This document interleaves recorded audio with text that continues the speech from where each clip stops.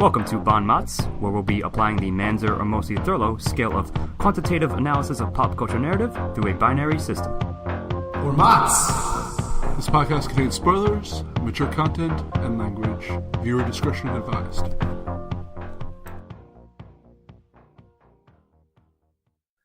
Good evening, and welcome back to another episode of MOTS.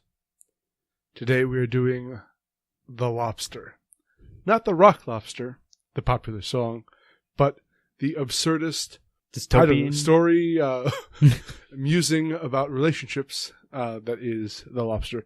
I'm Jonathan Ian Manzer, and I will be a Galapagos tortoise. I'm here with Scott Thurlow. I'm Scott Thurlow, of course, and I will be a Scott Thurlow. and Stephen Ormosi. Oh, man. All I can think of is dog, you know? Yeah, because they're the LCD. Yep. But anyway. So, this is a strange movie. A fun movie, I think, but we'll discuss over our conversation. Scott, would you like to give our traditional absurd line? Yes, sure. So I came up with David Lynch and Wes Anderson's bastardized film child is what this movie is like watching. And Steve, you got a follow-up to that? Yeah, this is kind of the art house version of Napoleon Dynamite. Well, the real synopsis is it takes place in a dystopian future. Nondescript. But not necessarily the post-apocalyptic style. It's more of the 1984 controlling type of society. Basically, if you're single in this world, I guess you have to be a certain age. Once you turn a certain age, if you're still single... Not to jump the gun, but the rules were sort of blurry about that kind of stuff. But anyways. Yeah, you get sent to a hotel where you have a preset amount of time, I think 30 days, a month, something like 40-something, 45, I think I want to say. To find a partner, or you're turned into an animal. And this following Colin Farrell's character, David, I believe, David, who was recently left by his wife. So he is adapting to this kind of new lifestyle of trying to get back into romance, not be turned into an animal, which he picks the lobster, which thus gives the titular lobster, yes.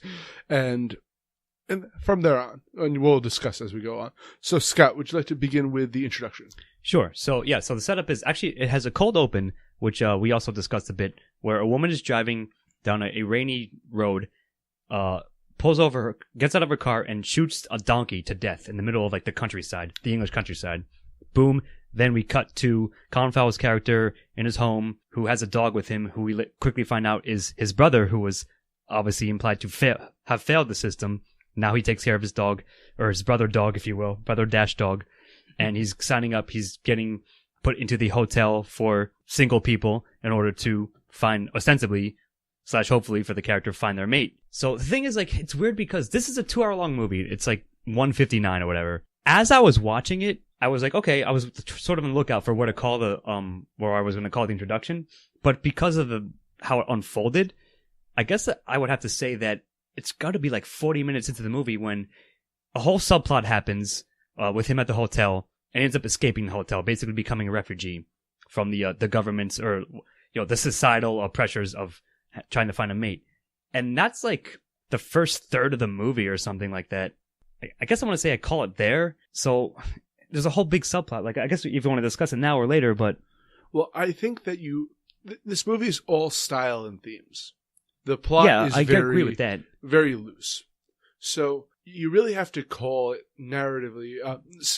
Stephen Ormosi over here likes to constantly remind Scott and myself of that the 3-act structure of narrative is not necessarily foolproof. It's not the overall thing. It's actually detrimental to viewing storytelling. Yes. And this is certainly not a 3-act work. Yes, agreed. So I think a good cut. Yeah, we could easily say that the cold open donkey scene is an introduction of sorts, but really, not really. Yeah. When you're looking at thematically, he goes throughout the beginning of this story kind of brokenhearted. He's a very cold character to begin with, which we'll discuss. Or he's sort of. I guess I want to say he's adrift. Yes. And he's slowly adjusting to this. And when he, in a sense, awakens from the kind of just going along for the ride and decides to actively start pursuing a plan of sorts, mate to find, is when the ending of the introduction begins. I will agree with that. Yeah. So in the intro, he meets 2 friends, John C. Reilly and the other guy, who I don't think anybody has names in this, right? The John C. Reilly has a name, and so does the other guy. I think the other guy's name is John. I can't remember John C. Reilly's character's name.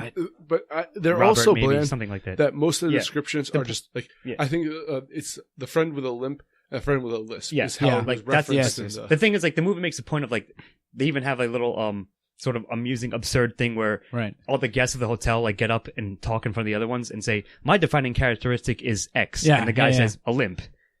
So that's sort of how they're literally defined in the world. Although he does have an interesting story of how he got the limp, but perhaps we'll talk about that in a bit. But in the intro, he also meets several women, prospects, if you will, like possibilities. The women that are around for them to like become mates with, basically. And there is one woman there who is explained as like a terrible person. She has no feelings. She's heartless or whatever. Yeah, she has no feelings, I think is what they say. Yeah, and I think when he decides to go after her, to pursue her as a means to get out, is kind of when the intro ends. And like, I agree with that. His character starts developing a little bit more after that, where he's just you see that he's doing things to try and win her, despite the fact that he actually does have feelings. He is like abandoning his feelings and things like that. He pretends to be a psychopath, which I think is a good line. I want to point out real quickly that he says it's harder to be harder to pretend to be a psychopath than to be one and pretend to have feelings. Right. Which I thought was pretty good. Well, I think what it's going for, and again, you can't detach the plot from the themes here, is that this guy who had his heart, forget the dystopian nature of this whole thing. He had his heart broken. His wife of many, many years, 12 years, 12 I believe, years, yes, left him. Yeah. So the first thing he pursues is a woman he thinks can't hurt him because she doesn't feel either. So he wants to pretend he doesn't feel and pursues a woman who doesn't feel at the same time. That's a good point, yes. He has other prospects for people who can... There's the very desperate woman who loves the biscuits, as the music in Britain, who would have happily taken on that role of a partner for him, but he doesn't want to get involved with something like that close. He wants to be distant. Right. Yeah. And I think overall it's really well established with, like, as absurd as this film is, it really deals with the levels of returning to being able to love again. Right. In a way, I think this is a great... definitely one of the biggest themes in it. Yeah, sure. And this is a great... and they go into, really, in the hotel scenes, what society says you should do to... Such as not only find the common characteristics, but find the common failings amongst yourselves. Like, the guy with a limp says that, the woman he found had a limp as well. Yeah. They were a good match. Mm-hmm. That's like somehow automatically like foster that's what relationship. Like throughout the movie, I mean, I know this is getting a little bit away from the intro, but throughout the movie they say, or it is completely implied, that you cannot find a mate who you don't share some defining characteristic with. Yeah. Mm-hmm. The guy with a limp was married to somebody with a limp. He fakes nosebleeds because the woman that he gets with eventually... The man with a limp. The man with a limp, to find another mate, fakes nosebleeds so that he can get with this woman who always has nosebleeds. Who has nosebleeds, yes. Yeah. So if it seems like we're discussing a really disjointed and strange plot, it's because it is that. Yes, yeah. That's exactly what it is. I guess perhaps we should rate the intro and then we'll move on to the body, because we're starting to get into other stuff. Sure. I will give it a 1 at the end of the day. If not a soft one, it was intriguing enough, and I liked how it was all pulled off. I guess I want to say, like, the premise was arresting. I think that the hotel scenes were the best scenes in this film. It's when this movie was at its most focused. It's when it had the clearest messages it wanted to send. And so I have to rate this a 1. I was engaged the entire time. And yes, it's a very strange movie, but it's not whimsical, but it's wonderful in the way it grabs you, and you're just looking at this like alien world almost. Yeah. But that's very reminiscent of ours. So it's totally perfect. It's it's a Stephen King, real quickly. Sorry, Steve. It's the sort of Stephen King thing. It resembles the real world, but something is just off enough about it that you're off put by it. Right. But and it's somehow in an intriguing way. Yeah, I mean that's well stated, Ian. About the feeling that you get is that it's a world that can never happen, but almost is completely mirroring the world that we're in, already in a strange way. Yep. And that's the entire point of it, but we'll get to that in themes. So actually, I want if you're a fan of like the Twilight Zone or like Black Mirror or something like that, it's very reminiscent of that type of alternate reality. But anyway, Steve-O, would you like to continue on with the body? I will. I'm going to give the intro one first. Oh, sorry. All right, so the body picks up when he decides to go after this heartless woman. There's a quick scene that I want to point out where shortly after this, he joins her in a hot tub, and she fakes choking to death on an olive from a martini, and he just sits there and watches her as she ostensibly dies. And then after a minute of like sitting there, like looking at her dead body, she like wakes up, takes the olive out of her mouth, and says, "I think this is a good match." They become a match. They're upgraded to the couples suite. Yeah, they move to the couples suite. There are a couple scenes, which is like a level up in this society. Like there are a couple very, very awkward sex scenes, and then. But those are how sex scenes are. She eventually finds. So what happens is he's still got his brother, the dog, with him, and she one morning just kicks his brother to death because she thinks that he's lying, and he tries to play it cool, but ends up... He pretends to have no feeling about it. Right, ends up breaking down, crying, so she tries to drag him back to, like, turn him in. And so another cool line from that was, or an interesting line was, she says, "I'm bringing you back to go get changed to an animal." And he says, "What animal am I going to get changed into?" And she says, "The one that nobody wants to be." But they don't say what it is. Yeah. They never allude to it ever again. So that was interesting. He ends up slipping away from her with a little help from the hotel staff, and then runs away and joins the loners, who are a bunch of people that have escaped the hotel, basically, who haven't been turned into animals, but have escaped. And they get hunted down, like, nightly, I guess, by the people that are guests at the hotel. Yeah, so before you go any further, this world, like, the movie sets up a lot of, like, weird rules. Mm-hmm. So earlier on, right, they say, like, what I got out of is, whenever it happens, everyone in the hotel is expected to go out on a hunt for the loners. And they're all provided, like, tranquilizer guns. And if you hunt down, like, 4 loners, or, like, whatever you capture, then that many people translate to more days you can remain at the hotel. Right. Like, it's more like, it's like a reprieve. So, like, the heartless chick, I believe, as I said, like, she stayed there forever because she's an amazing hunter because... she has 150 odd days or whatever it is. Her. Yeah. So, I'm just saying, like, that was a nice little detail that I liked about it. But also, Steve-O, just real quickly, yes, that was a good little line, like, the worst animal, and I didn't say what it was.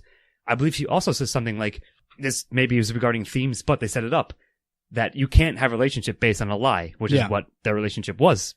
Right. So, like, it's implied to be, like, a horrifying crime. Like, you know, like, it's the worst punishment you could possibly have is because you lied about what we should be matched with. Right. So, anyways, go on. So, that's all I wanted to point out. Anyway, they go to, he goes and meets up with the loners, who have their own little society. They're kind of on the run from the people in the hotel. They have their own rules, their own setup. You can't... They have their bizarre rules. As a loner, which is another segment of society. The parallel to it is. You cannot actually be with anybody romantically. So there's no flirting. There's no, like, they show a couple of guys who were flirting with each other at some point, and they get their lips, like, sliced with razor blades. Yeah. It's called the red kiss. As they call it. And the red... and the red intercourse is the, the one that no one's ever seen, but is, like, terrifying. He ends up falling in love with someone there. Another woman who is part of their camp. And who actually, it turns out, has been the narrator the entire time. Not quite, which I will get to in the conclusion. Okay. But it is the narrator. It is and it isn't. But it's the narration is... It's her actually voice. Nice. It's a very nice subversion. Well, it's her character. It's her character wrote down the narration, but this is being read off to the boss. Right. By another, which is revealed later is the whole thing. But that's again. Yes, you're correct. So it is her narration written down but read by someone else, which kind of throws you off. Which is a way to throw you off of the scent, I guess, a little bit. But anyway, they enter into a relationship, a secret relationship. There are a couple of trips to quote unquote the city where they go, where they have to pretend to be together and. They're gathering supplies. Basically, you can't go into society without having a mate. So they go into the city, they buy things, they go and visit the leader's mother or parents, and spend some time with them as like these two couples that are going in the city. And then the main character and his love interest decide to run away to the city and be together there. And that's, I think, about when the body ends. I'm going to say that's when the body ends, very much for the same reason we picked the introduction to end. Right. It's when he makes Another big action, choice yes, exactly. in his own agency for wanting to develop in a relationship, where the first one was an attempt to be with someone just to appease for society. the sake of Right. it. This yeah. one's actually love, but it's pulling out from, in a sense, the loners like in society, Right. and joining together and having everyone embittered. Like the other loners don't want you to leave and be happy because they don't want to see like you have something they can't possess. Right. The way that he feels is constantly making him flail against whatever society he's in. Right, that's well said. Yeah, I like which that. is the Okay. point. It ties into the themes, yes, for sure.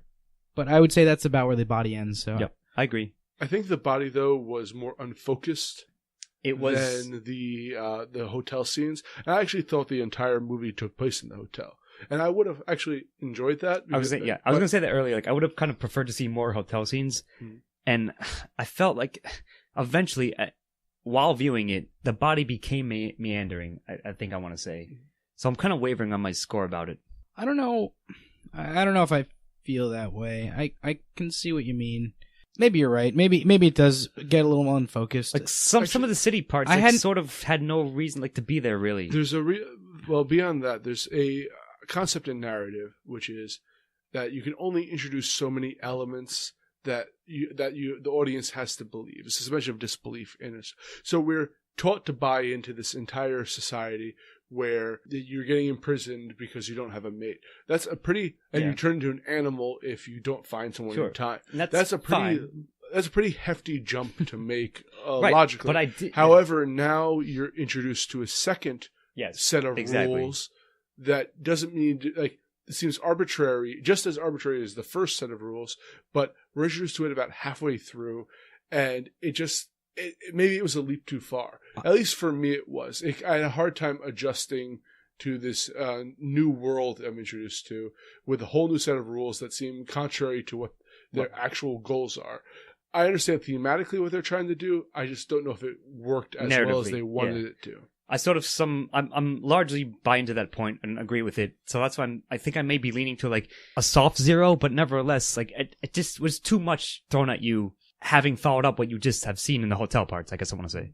Okay. I mean, I don't think I want to argue with you guys about that. I don't know if I necessarily agree. That's fine. Yeah, of course you don't have to. Like, yeah. I can see your side of it too. Just personally for me, that's how it went down. I like the pitting one segment of society, one way to look at love against the other way to look at love, which and goes like, to themes. So right. Yeah, it will come and back to that. And for sure. that's a thing that I'm going to get much more into in themes, I'm sure. But it didn't bother me, I guess, as much as it seems to have you guys. That's perfectly fine. Like, for instance, there's a part in this episode where they do a raid on the hotel, but they don't free anyone. They just go to prove a point. Yeah, like, and it seemed very arbitrary. You're right about that. Well, So, no, I think the point was they wanted to prove how false it is. How much of a joke True. it actually is that you have to like be in these relationships. That's the whole point of the loners. I mean, is yes. that they want to be everyone to be alone. Yes, kind of. So it's funny because in my again while watching it, I thought that was going to be the conclusion. They have like a big revolutionary assault or something like that changes the dynamic and the paradigm and the hotel dwellers, if you will. But it was just sort of there, and then they just went on from that without really addressing it afterwards. Just to give a kind of name to this cliche, felt kind of Peter Panish with the Lost Boys pitted against Captain Hook. But it seems but no one is actually the good guys in this. Like, I don't think. Yeah, that's kind of the point. But theoretically, neither is anyone in that. Like, in Peter Pan, you're dealing with two people in an internal war. With no conclusion to be had there. Yeah, and again, there's nothing wrong with that as a narrative structure. It's just it didn't come off. It didn't work as well as it needed for me. I'm going to give it a soft 0. Yeah, I think I'm leaning on that side of the fence as well. I will give this a 1. I'm going to give this one a 1. I think that they pulled it off just fine. I can see, like, I like the intro probably better than, what we're labeling as the intro. I like that better than perhaps the body. But I'll still give the body a 1. All right. So the main character, I'm going to start with the conclusion. The main character and his paramour. She doesn't have a name girlfriend. either. a girlfriend at the time. They're both getting together because they both have poor eyesight, both myopic. Which again reflects an earlier point. Yes. So the leader ends up, because they're pretty blatant about their relationship, ends up catching on. She forces the main character to dig his own grave, which is standard practice. Yeah. It's one of the laws of their loners. To give him a warning. And then takes the girl into the city for eye surgery and has her blinded. And they end up deciding to run away together. There's a little bit of like kind of back and forth. Water treading, if you will, yeah. But to the main point, they end up fleeing, and they're at a diner, and the main character decides to blind himself in order to reflect her issue as well. Right. At the end, even at the end, they still find that they need to have something in common to actually be a couple. And it's actually a very tense scene at the end where you're it's very seeing well him done. Yes. Take a knife from the diner, go into the bathroom, and prep himself to be to stab his eyes out. And then it cuts to her waiting at the table, and it feels like it drags on forever. It's an incredibly tense scene, and it cuts to black. So maybe love is blind at the end, but or maybe not. That was the fishy. Or maybe he doesn't do it. We mentioned, but yeah, of course, like, or maybe he killed himself. Yeah. Yeah, like I liked it in the sense that it's an open-ended thing. It's not quite a John Carpenter ending, if you will, but it's in the same universe, and I'm always going to be predisposed to enjoy that kind of stuff. Mm-hmm. It's just that, given what the whole setup was beforehand, I'm not sure how well. Like, yes, taken as itself, that was very tense and well done scene, but as applied to everything else that came before it, I'm not sure if I now like it as much as I would have otherwise. If that makes any sense, that's the best way I can describe it. Really, the ending, especially that ending scene. I probably do still like sold it for me. It just maybe was a little lesser now, but even though I still like it, I guess at the end of the day. I really love that. I love the idea that, like, you know, it's the open choice at the end to. It's like the idea of making yourself more like your mate or whatever, whoever you decide to spend the rest of your life with, in order to be closer to them, in order to make it a tolerable situation or whatever, you know. And it's the whole idea that you don't know what he decides, because he's standing in front of the mirror with a knife up to his eye, and he never comes back. And then it cuts to her at the table, just sitting there for maybe a minute and a half, 2 minutes, and it's just a really tense. There's no dialogue, or there's one word of dialogue that the waiter comes over, pours her water. She says, a random thank you. Window she says dressing. thank you, and that's it. And he walks away. And then it's just silence for a long time. Or what feels like a long time, at least. Right. And it's really tense. You're just kind of the entire time waiting for him to come back and see if he did it, went through with it, what happened, and he just never comes back. It just cuts to black after this long, silent, tense scene of her just sitting there. Well, if he went through with it, it would all cut to black, wouldn't it? That's true. Yeah, I guess. See, now we're approaching like a Birdman levels of cleverness. We're approaching Sopranos levels. Yeah. All right. Also fine. Yes, true. Perhaps that's what it was meant to be, or perhaps it was just meant to end the movie when. I was being facetious. Yeah, I mean, that's a good point though, because if it's it hard had to say how much, quote unquote cut back to him, because it was a few seconds of blackness before the credits rolled too. Mm-hmm. So if it had quote unquote cut back to him and he had just stabbed his eyes out, you wouldn't see anything. You would probably hear screaming or something. But may I make a wonderful and random assessment right here? Basically, this is judging your level of being a romantic based on whether you think a guy cut his eyes out or not. And for that is funny. Yeah, I have to. I love this ending. I thought it was. And I'm whether very that torn about this movie because throughout this entire thing, it has its wonderful moments. And it also has moments that make me question this. But I guess that's love for you. And I think this is a perfect culmination for a up and down movie. I think it says a lot, even more than that, I think it says a lot about whether you think him stabbing his own eyes out is romantic or not. No, I like that point. I didn't think about that. You just kind of got me with it.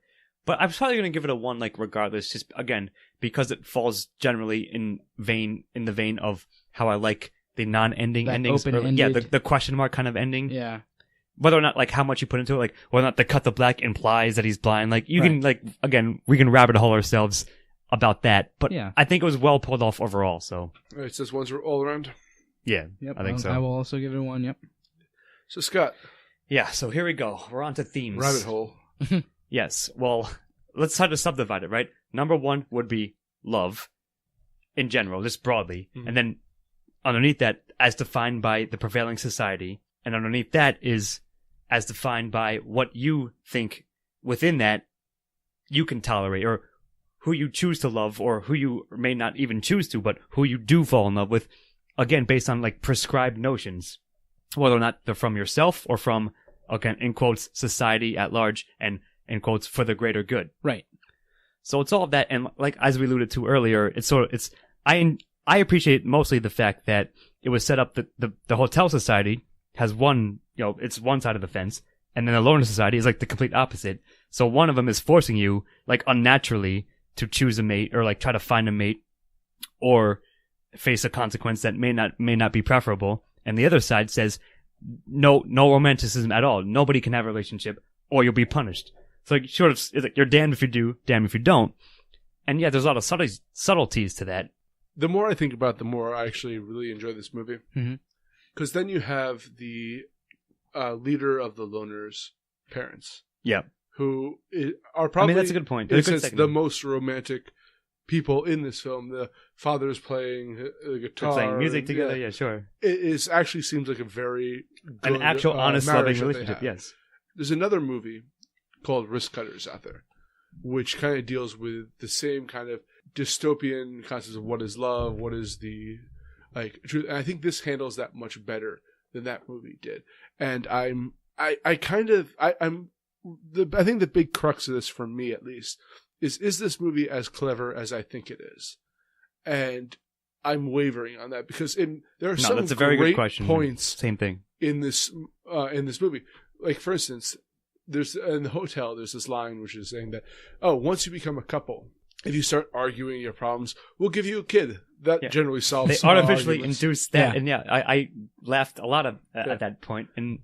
But it'll have moments like that sprinkled throughout. I'm wondering if the rest of this is as clever as I think it is. Fair enough. All right. So I just thought of this. Sorry, real quickly, that you just sort of compared or saw a parallel to Risk Cutters. Right now, I just thought of. I think it's sort of a parallel to Eternal Sunshine of the Spotless Mind. Okay. I just kind of see that, where like, yeah, it's a love story at the end of the day, but set in a bizarre universe in which these things are ostensibly possible, and society is either pressing them upon you, or you feel compelled to fall in line with them in some sense. Right. But I think way more so than Eternal Sunshine, this is a story about how absurd love actually is. Yes, that's an absurd movie, but this is like specifically saying that love is an absurd thing. And do you fall in love because you're prescribed to fall in love in one society? You're absolutely right about can that. you ignore love because it's prescribed that you have to ignore it in the other society? Like, there's the whole thing that you can't find love until you stop looking for it. Is that the case, or do you find the loners and falls in love almost immediately? But even in that love, when she becomes blinded, she says that they can't do anything, and it's implied to be because they are not the same anymore. Mm-hmm. Where they're both nearsighted, I think, right? Short-sighted or whatever. Yeah. They have vision problems. They were both nearsighted, so that's how they came together. There's even a scene where somebody else brings her rabbits because he hunts some rabbits and brings her some rabbits, and he questions her about it. He says, "Was that guy nearsighted?" And she says, "I don't know." And he's like, "All right," and then walks away, goes to find that guy, and confronts him, says, "I know you're nearsighted," and the guy's like, "I'm not. I used to fly planes or whatever." And he checks his eyes for contacts just because he's jealous. He's jealous, and he feels so strongly that they need to share something, right, in order to be a couple. But is it? And they need to share some that's exactly what I was just going to say. They need to share some artificial thing, some outward expression, if you will, of it. Yeah. Right. So it's this whole idea that whatever society you're in, whether it's, people that say, you just must fall in love, you just have to, or whether it's people that say there is no love and there can't be and you're not allowed to do it. He falls outside of that spectrum no matter where he is. Yeah. He can't fall in line with either of those. Right. Sure. And it's kind of the idea that there are many types of love. There's not any single way. There's no formula. Despite what society would have you believe, or despite what people, your friends, whoever would have you believe, there's no one specific way to do this. To back you up in this as an example in this movie. He ends up going back to the hotel on the raid and meets up with his friend who was the limp, who was faking nosebleeds. And he confronts the couple about it. Like, look, his nose doesn't bleed. He's doing it on purpose in order to be compatible with you. And she's totally fine. You don't see what the aftermath of that is, but she seems totally fine. I don't know if she's totally like the last scene of them I think it's also together an open question. Yeah. is her holding the knife and staring at him with like death eyes, basically. Her staring at the guy who's, I guess they're not married yet or whatever, but they're on the yacht on the final couple trial, basically, yeah, if you will, yeah. And I think it's implied that really rocked their relationship, just as when they break You're into. no romantic. Well, I mean, I guess this. I never have been, but look, maybe the best part about this movie is that you can view all of these things in different ways. So many of these things are left wide open to be judged as your own personal, sure. as far as your own version of what you think that love is. But I don't want to have to think on what I feel love is. I want to be told by the movie what love is. Well, too bad. Go watch. Well, that's because you're a slave and not a man. Go watch Serendipity or like Love Actually or something. But this is the issue I have with this. You know, is I it see clever, though. Yeah. or is it just lazy in a sense? Not necessarily lazy. I don't think it's lazy. Or, you're right. I didn't like. That's not what I mean. Is it like? Does it have a greater point to make? As great of a point to make as I think it does. Yeah. Okay. Yeah. I don't want to. Exactly. I don't want to fall in love with this movie and then find out we have nothing in common. I'm not sure really that funny. the point of it is to make a point. I think that the point of it is to make you think, be self-reflex to reflective. reflect upon yourself of what you think that the concept of love is. And the fact that you can look at it in all these different ways, you can view all these scenes in all these different ways, is kind of telling of that. You know, especially the last scene is the most important one about that in the movie, where no, you're right it's about just, that. what does he do? What do you think he does? What would you do in that situation? Would you stab your eyes out to be with somebody? She blinded me with science. I blinded myself with science. No, but I think to go back real quickly to what you said, I did get that of it when David Confower confronts the nosebleed couple in their final trial of being a couple, and they still have the kid with them. Which the kids are sitting there at the dinner table with them. But yeah, you're right. Like his partner, who believes up to that point that he indeed had legitimate nosebleed problem, for you, thus making them compatible. When he tells her the truth that it's just fake, he just did it because he needed a mate. Yeah, it's a giant, like a huge flashing question mark in neon lights. But to also what you just said, yeah, it leaves it open, and you're right. I think the more I think about it, that kind of makes me like it more in that sense. And so I think that's what it's about. It's not necessarily about. It's not answering anything. You have said this several times, Ian, and we talked about this before we did the show, that you're confused as to how clever it is. I don't think it's necessarily. I think it's clever in a different way than you're looking for it to be clever. If its intent is simply to ask questions and not deliver any answers, that's a level of cleverness that I'm using in the broadest sense of. Yes, right. Because it does not have a clear, defined message that it's saying. I think the fact that so it the brings idea you... is it being like open-ended for a reason, or is it being open-ended since it can't answer its own question for the like a David Lynch thing where I'm just gonna be open-ended just to be mysterious and interesting. I think it's more than a lot of David Lynch movies. This movie actually makes sense. But I think that it's very clever in the fact that it brings you to the cusp of where that is, where you are asking a very specific question of all those, like that open-ended question is very specific, and it brings you to that. It's not like, oh, here's a bunch of different questions that could be like, no, you're right. This might be what it means. This might be what it means. No, it means, hey, what do you think about this? Steve-O, by the way, you sold me 10 minutes ago.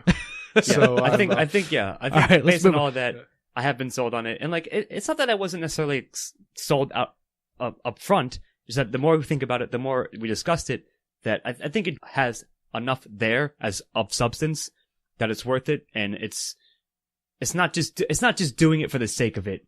Yeah. I think I'm going to give it a 1. We have been talking about this movie all day long after seeing it. So that has to say something, right? Yeah. And not asking questions like, why do they not choose to make this choice? Yeah. Why we're like, what does this mean? What's the deeper meaning behind this?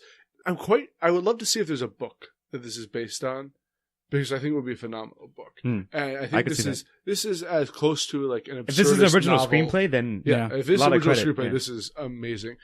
There's a lot to the themes here, and I'm going to say that it's a very, very clever movie in a good way, in a like make you think about relationships on a deeper level than I've seen in a very long time. I agree in the way I like it. I'll give it a 1 at the end of the day. I think it's going to be ones for everyone there.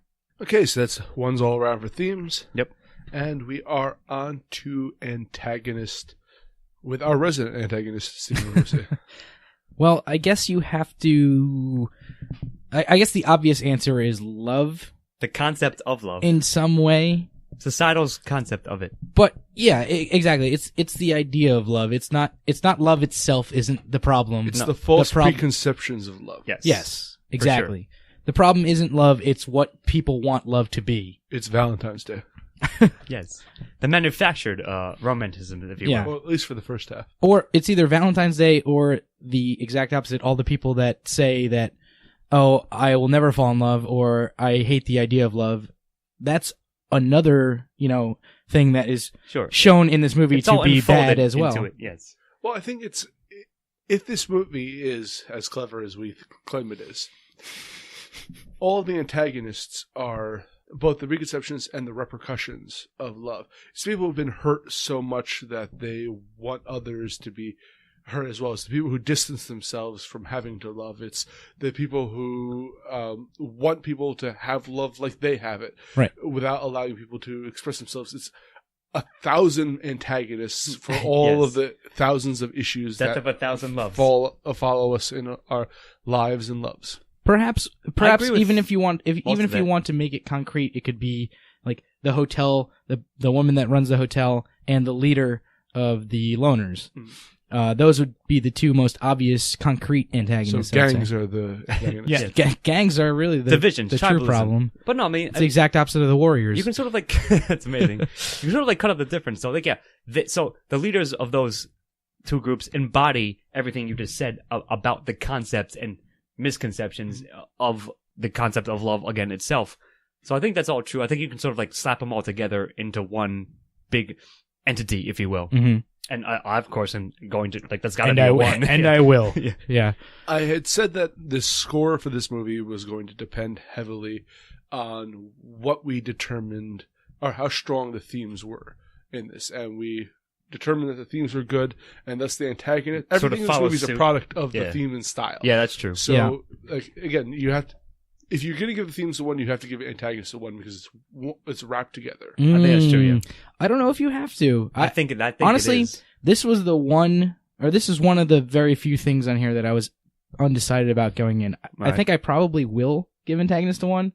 In fact, I definitely will, because the main character does, and I think I said this on one of our more recent MOTS episodes, the character seems like he's being antagonized the entire time. By it, yeah, of course. He feels oppressed by it the entire time. And I think that's the sign of a good antagonist. And he's constantly challenged, struggling. When he's in a new situation. It's a new form of the same antagonist comes along. Yes, I mean, so it's kind of an octopus of love. No, I like that. a love-topus. It's funny. It's funny. It's well said. And like I said, like I agree with you. They're sort of like inextricable from each other. Mm-hmm. So if you're gonna give it, to me, it definitely follows suit. So I'm definitely giving it a 1 on that front. Yeah. All right. One's all around. One's all around. And I'm on to the protagonist, which is Colin Farrell. David, I believe. I don't think he has last name at all. No, I don't believe he does. David is the nearsighted man. Yes, and it's really weird because he's both very well developed and not very well developed at all. Right. He's it shadows that line between it like perfectly. Well, that's exactly. You know all of his emotions, but you don't know anything really about him. Mm-hmm. You know. And the thing is, he's at the same time very. You know a lot of what's going on. It's a very subtle performance, I think, at least. Yes. Where he's very kind of bland and monotone quite a bit, but very expressive at the same time, or at least subtly expressive, so that you see all the hidden emotions even when he's not showing them. Right.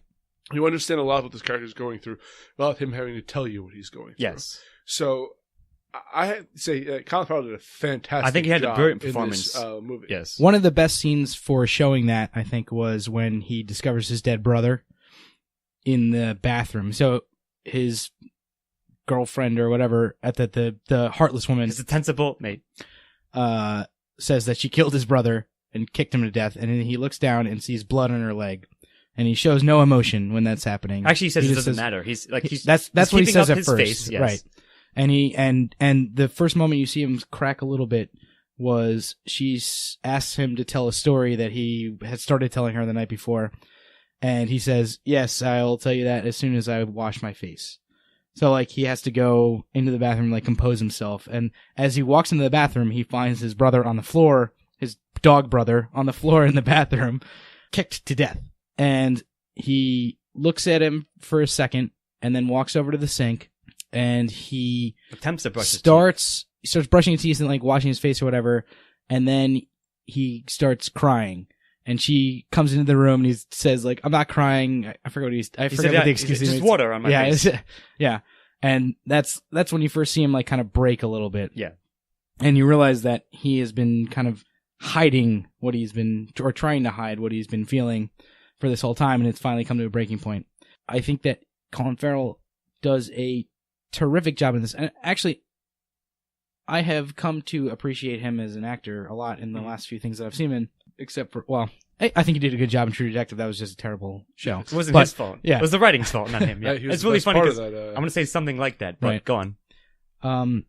Yeah, I mean, that's pretty much it. I just think that he does a phenomenal job portraying, as you said, like the subtleties of his emotions, despite the fact that he's throughout the entire movie trying to hide them, and doing that very much so. Maybe this even goes into style a little bit, but very much so through this a monotone style of speaking that pretty much everybody in the movie has. Kind of, yeah. They're all like subdued. Like they're almost like weird robots in a sense. Like, but that's implied that that's how society has forced people to become. And just also real quickly to his portrayal, like I said something like he's a bland character, but he plays that character so well that it's so believable in a sense, like because that's what his character is. He doesn't know what to do, or he's adrift, as I mentioned earlier. So it comes across very, if not obviously, you get that sense of it as it builds throughout, and he does a good job like doing that. Well, if you look at the implications of the hotel, these are people who generally have just had their hearts broken and are now said, "Hey, you have a month and a half to go find the love of your life." Yeah, artificially. So yeah. a lot of these people are already kind of heartbroken or desperate at the same time and fearful. Mm-hmm. So, and then when he gets out of that world, he's put into a world where he can't show emotion at all because that's the most dangerous thing to do. That's what the loners will actually physically assault you for, yeah. assault you. Yeah, and at the hotel, you get turned into an animal and set free. You're actually like has razor blades cut your mouth if you You have to dig your own. You have to dig your own grave if you're part of the loners. You know, like you dig your own grave with the idea that if you're mortally wounded, you would just go to your grave and lay in it. And that's then, an outright line too. Yeah. I think like they'll throw some dirt on you. One of the random members gets trapped in a bear trap, and the leader says to him, "Well, if you get yourself out, come find us. If you can't, go to your grave." Yeah. See ya. Yep. So his portrayal was amazing. I think like I in fact appreciated it more as it was going along and as I understood like how it was what they were going for. Yeah.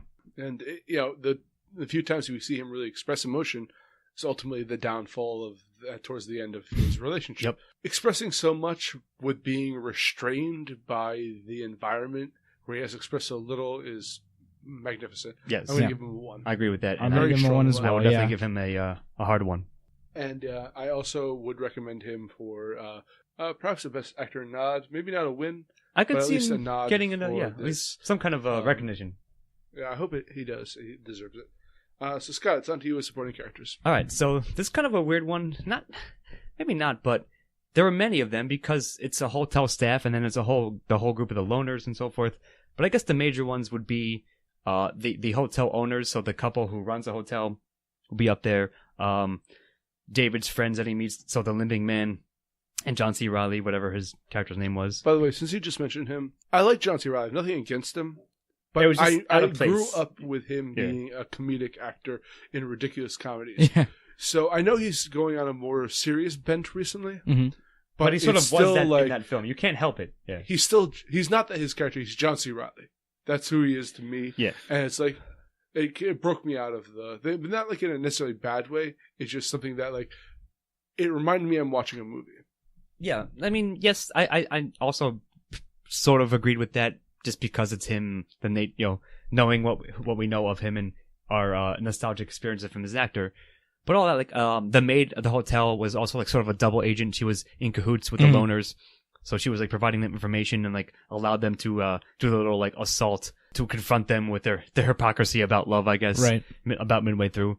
So it was, like everyone, I guess I want to say at the end of the day, they all rounded out the world. It was a believable world aside from the John Riley thing. But even that was still fine in the end. I like Nosebleed Girl, like that little dynamic, that subplot with him and the limping guy was all fine. So like, while I know tradition is to pick out one that you like the most, so I kind of like, it amused me, of course, that his, to your point about the forcible desperation kind of thing, his desperate move was to pretend to have nosebleeds in order to find a mate. And that was darkly funny. Like, that's kind of the dark comedy that I like.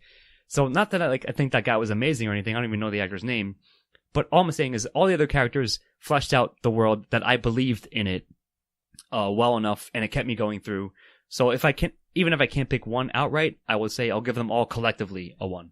I think that all the supporting characters were strong, in fact. I even John C. Reilly didn't... I thought that he kind of was there for comedic relief. All of his parts were funny. He was the comedic character, but... If darkly funny, like, whatever... The point of his character was kind of to be funny, Sure. The whole dialogue they got into about being a parrot, and the guy says, "Well, even if he has a lisp," and like the friend with the limp says to him, "Even if you were a parrot, why would you pick the only animal that can talk?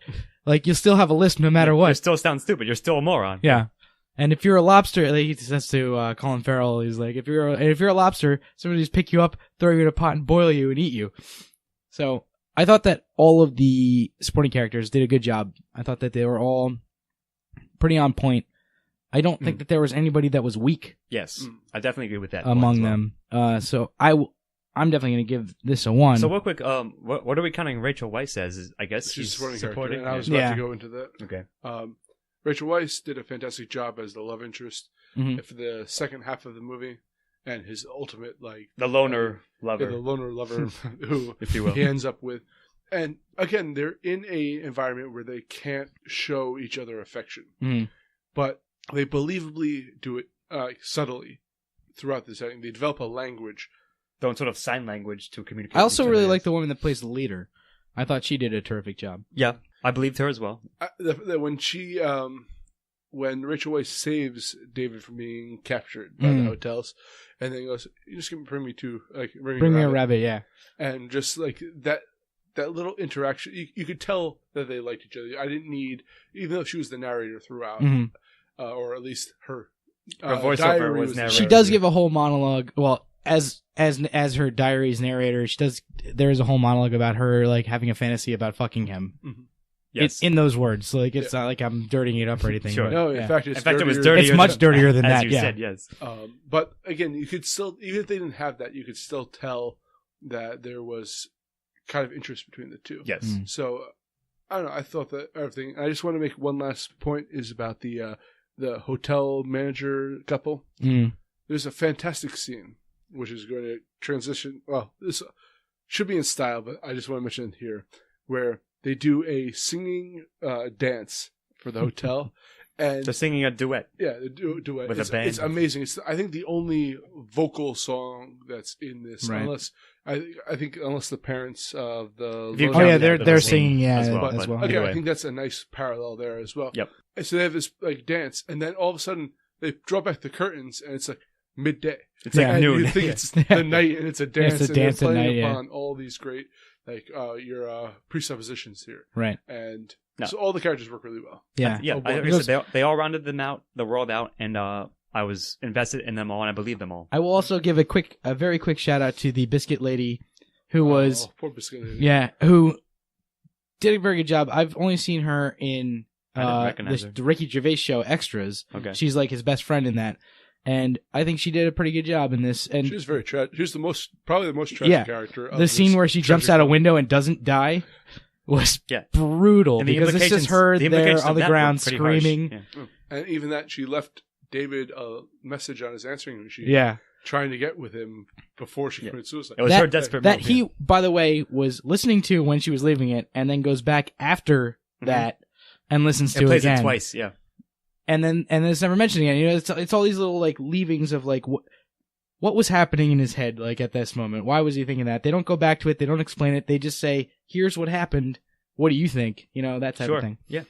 Anyway, You're right about that, and I think we're all giving it a 1. I'm giving it a 1 in supporting. Yep, 1 all around. Yep. So, Stephen, dialogue. I thought that the dialogue was, while sparse, very strong. Yes. That's well said. It was sparse. It was monotone, and the fact that they did both of those in this movie and it was still good dialogue, I think speaks a lot to the writer. You basically get all the information that you need, a lot of it through body language and things like that, which can be considered dialogue or maybe not. I think it's broadly qualified. We had an argument about this recently, but whether or not it is, we had a discussion about it. Actually, part of dialogue. I thought that the dialogue itself, like the written, the spoken words, were also very good, very multi-layered, because everybody is so concerned about being caught or being found out as a fraud, because it seemingly, that's another thing we haven't mentioned yet. It seemingly everyone in this film is some kind of fraud. Yes. Like just going against their nature or going against what they actually believe to fit into whatever society they're a part of. Well, that's like I was going to say that. Yeah, it's clear that they're stiflingly oppressed by society, so therefore, like they're forced to conform to a certain behavior, if you will, and that's it comes across in the dialogue. And it's whether you're part of society or a part of the struggle against society. Exactly. It's the same exact thing. I feel that our dialogue recently in this podcast has been very disjointed, and that you probably have to see this movie really to get what we're saying. But this is to the strength of this movie, is that we're here constantly thinking up new things to say about this. Yeah. Things we missed. Right. There are actually entire plot lines that I thought of and like, oh no, we don't have time to cover that. Yeah. There's occasionally moments where the dialogue is brilliant in this. Mm-hmm. And the narration, like even disjointed narration, because there's times where like probably a half hour goes by where they don't even bring the narration back. Yeah. And all of a sudden it comes back. This is viewpoints in what he's telling her of his story. Yeah. So he left out all the points that she's not referencing in narrative, theoretically. Yeah. If you want to look at it this ostensibly, way. This is, I don't know, if it seems kind of disjointed, our discussion. It's sort of like the nature of it. Because this movie keeps drawing out points. Right.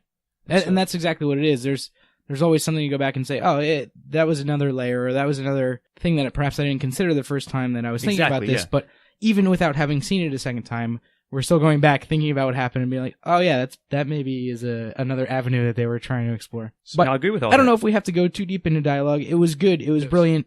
Watch the movie and get it. I don't think we can say much more that's going to make it pop any more than that. Yep. So I'm going to give it a 1. Yeah, I'm giving it 1 as well. So onto style. This movie is all style. This movie is fantastic in its style. It's exactly what style. I would make as a movie. Yeah. It's kind of not sepia colored, but it does have a filter on it. I like that. I very much like that description, yes. Yeah, which gives it this kind of rust looking color over the entire thing, which fits very well with the world they built. It's like somewhat muted, I guess I want to say as well, but works very well. Oddly enough, like it ends with a black screen, which is theoretically more colorful than the movie is in general. Well, the black screen speaks volumes, of course. Yes. So, like, as we've already kind of discussed, sure, it all makes sense. There's a soundtrack throughout this film, which is sort of kind of operatic, and more or at least classical, and very much feels like a silent film. Like you're watching a silent film with that kind of piano or like classical music playing in the background. Except it's not. There's dialogue throughout the entire world they built. From the fact that they're turning people into animals. You'll be in like the British wilderness and see a camel walk by. Yeah. Because or a flamingo. Or a pelican or whatever it was. Yeah, no, there was definitely a flamingo at one point. Right. Yeah. There were numerous things though like that. To Ian's point.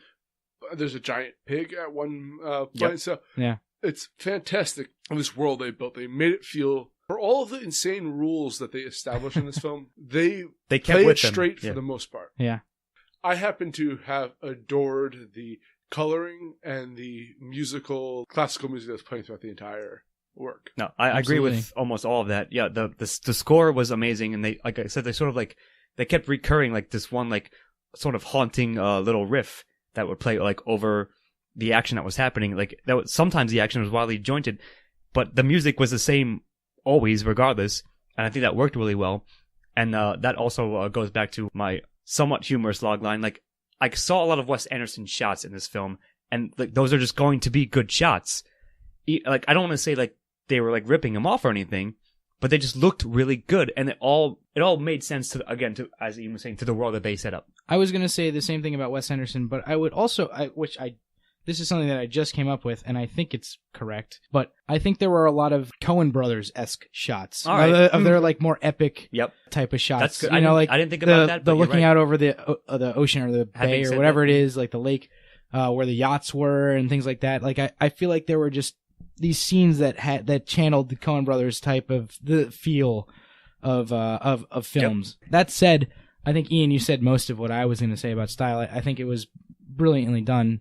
Even to the point that they all had in the hotel, they're given a set of clothes to wear. Yeah. So all the characters are in the same. Yeah, it's really funny. Yeah, that's kind of Coen Brothers. There's no half sizes of the shoes, and there's you can't take anything that you have with you. Yeah, all the women are wearing the same dress. Like that's even, both Coen Brothers and Wes Anderson. Even the loners all wore the raincoats, the ponchos. Yeah.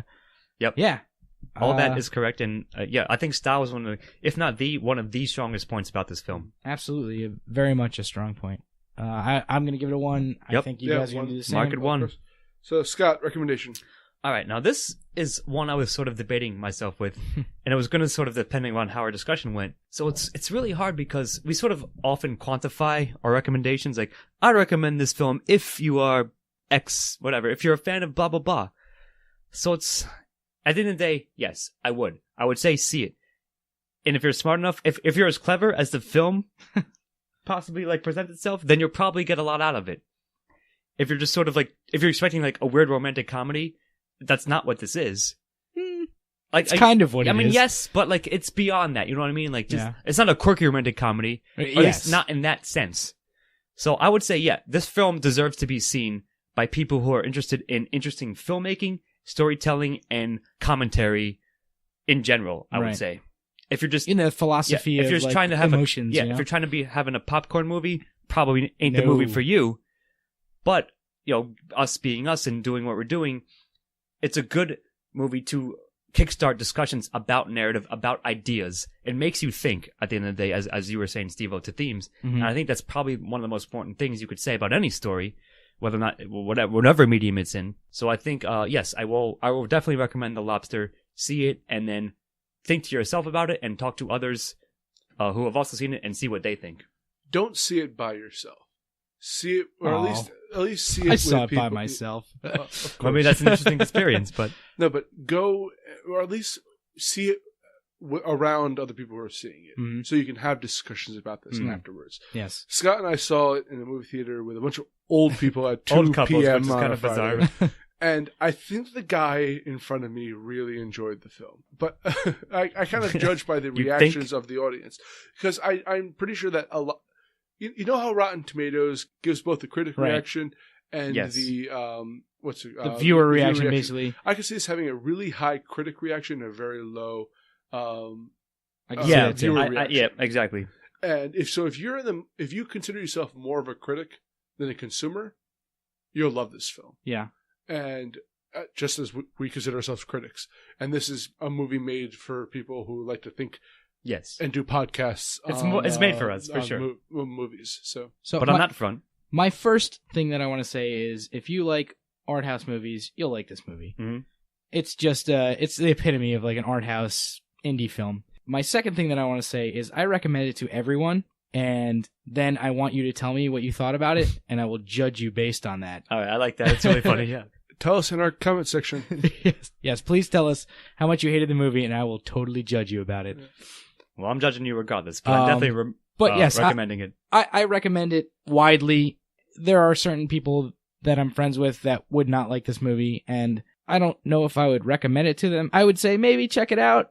You're probably not going to like it, but It might make you think. On the other hand, yeah, exactly. On the other hand, you might, if you actually accept it and openly like watch it, you might come away from it with some questions or some thoughts that you didn't have beforehand. So regardless, it's also very British at times. So if you enjoy British humor, by the way, I think this director is, well, I don't know anything about the director. I saw the name at the end, and it's a very Eastern European name. Yeah. So I don't know where the director is from, right. But there are very British aspects of it, and there are also, as you mentioned earlier, very French aspects of it.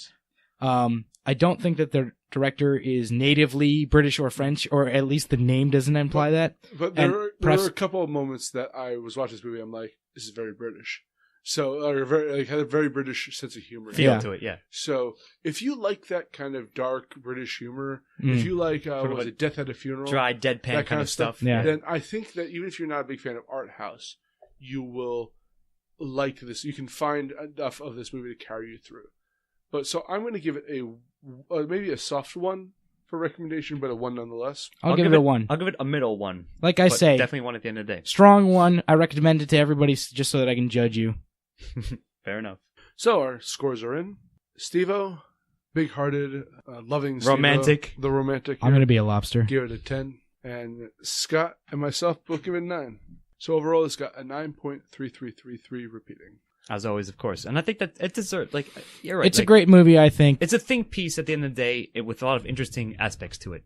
This movie was made for me, in a sense. So specifically you. I'm the they target thanked audience. you in the credits. Yeah. So it's, I have to give it a good score for it. Sure. All right. Well, there you go. All right. Well, I'm Jonathan Manser, here with Stephen Ramosi. When I obviously fail, I'm going to be a lobster as well. No. What a blue lobster. And Scott Thurlow. And I will succeed at pretending to have no emotions to get with the psychopathic woman. Good night.